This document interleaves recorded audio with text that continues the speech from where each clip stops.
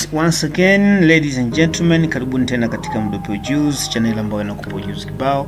So leo hii nimekusogezeni kwamba unapotaka kujiandaa na usaili wa Jeshi la Polisi Tanzania ambao wale wamebahatika kuitoa kwenye usaili, ni mambo gani ambayo unatakiwa kuyazingatia au ni vitu gani ambavyo ili uweze kupita katika usaili au upate nafasi nzuri kabisa ya kuweza kupita katika usaili wa Jeshi la Polisi, mambo gani ambayo unatakiwa kuyazingatia. So kama hujasubscribe, tafadhali subscribe ili tuendane sawa kuanzia mwanzo mpaka mwisho. So tukija kwenye mambo ya msingi ambayo tunapaswa kuyazingatia unapoenda katika kufanya usaili, moja kabisa kwamba kuna mambo ya kuzingatia kabla ya usaili, kwamba ishu ya kwanza ni lazima usome tangazo la kuitwa kwenye usaili vizuri, ambapo kama ambavyo nimekupitisha ni lazima usome hilo tangazo vizuri kwa kuzingatia muda. Vile vile lazima uzingatie utayari wako, kwamba unapoenda kufanya hii kazi kama kazi zingine, lazima uzingatie utayari wako wewe wa kimwili na kiakili. Vile vile usome angalau historia ya Jeshi la Polisi uweze kuelewa unachoenda kukifanya ni kitu gani. Ni very important, na kupata historia unaweza kupita kwenye website ya polisi ukisoma. Nimeshasema jiandae kisaikolojia na kimwili.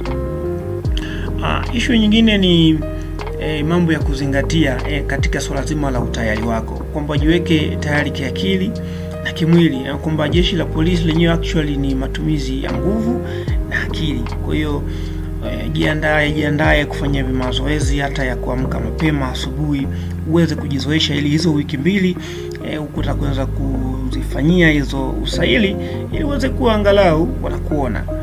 Issue nyingine, kipindi cha usaili ni very important, na kukumbusha kipindi unafanyia usaili, either inaweza kuwa ni usaili wa wiki mbili au ni usaili wa siku moja au unapoitwa kwenye kuhojiwa. Kwanza kipindi chote onyesha tabia njema. Jeshi la Polisi lenyewe sana sana tabia njema, ndio maana linakamata wahalifu, kwamba wewe unayekamata mhalifu lazima uwe na tabia njema. Vile vile usifiche kipaji chako, kwamba lazima ujionyeshe, kwamba unacheza mpira jionyeshe, unaweza kupika jionyeshe, whatever you have just show, onyesha hicho kipaji chako. Uaminifu, kujituma na uadilifu vile vile ni nguzo bora sana.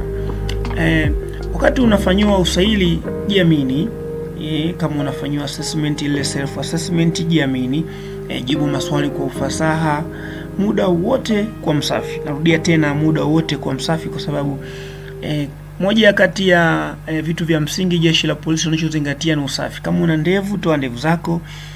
Usipende sana usio usafi kwanza kujipodoa, na usafi wa kuwa nadhifu. Vile vile ongea lugha fasaha, acha kuongea lugha za mitaani.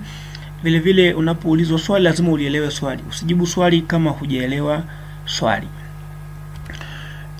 Mambo ya kuepuka unapoenda kufanyiwa usaili, kwa sababu mnakutana na watu wengi: epuka ukorofi au ugomvi, ulevi, matusi, dharau na kiburi. Unajua kazi ya jeshi huwa inaongelewa mara moja na unachukua amri. Sasa wewe ukileta dharau au kiburi, chochote utakachoambiwa jeshini lazima ukichukue na kukitendea kwa mujibu wa vile ambavyo unaagizwa. Kinaweza ni kitu cha kipumbavu, lakini lazima ukichukulie serious.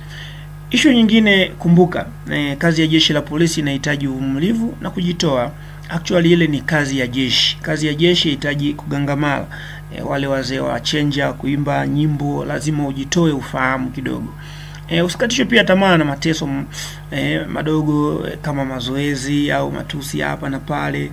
Vile vile piga kazi kama punda. Jitoe hizo siku ngapi ili uweze kuishi maisha mengine hapo fresh. So mwisho kabisa nipende niseme asante na karibu tena katika Mdope Ujuzi. Nikutakie kila laheri, all the best wewe ambaye unaenda kufanyia usaili. Kama una swali lolote, basi achia comment hapo chini. Najua wale wanaopitia JKT hawatakuwa na mambo mengi sana, watakuwa wamejiandaa, lakini wewe mwenzangu na mimi, kama una swali lolote achia comment hapo chini ili tuweze kuendana sambamba. Share out until next time.